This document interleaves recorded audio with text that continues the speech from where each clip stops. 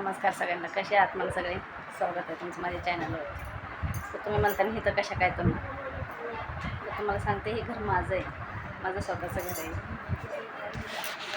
लय दिवस राहिले ह्या घरामध्ये, खूप दिवस राहिले, खूप दिवस नाही खूप वर्ष राहिले ह्या घरामध्ये. आता 3-4 वर्ष झालं मी दुसरीकडे भाड्याने राहायला गेले. नाही तर इथंच होते.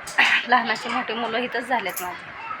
आणि आता इथं काय झालं, जागा पुराणा, पोरांचा अभ्यास आणि छोटं घर आहे, एकच रूम आहे ना, म्हणून पोरांना अभ्यासाला कुठं बसावा, सामान कुठं ठेवावा, त्याने तिकडं भाड्याने घेतलं मला.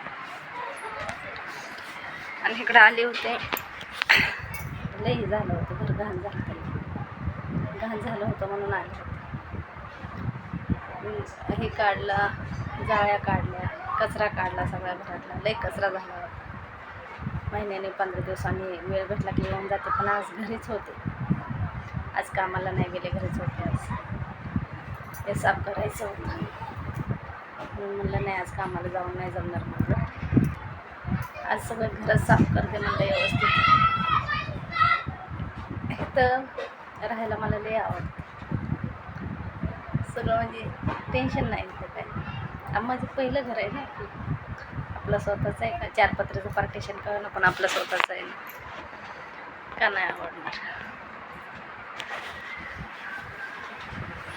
हे पण आले तर दाजी पण आले, तुमचे पण कुठे गेले काय, बाहेर गेले वाटते, बसाय गेले वाटते तिकडे. ते येते तर त्यांना काम नसलं की ते येते, सारखे आराम करायला येते तिथं, शांत वाटतं इथं मला. ह्या घरात ना माझ्या एवढं शांतता वाटते ना, कोणाचं टेन्शन नाही, काय नाही.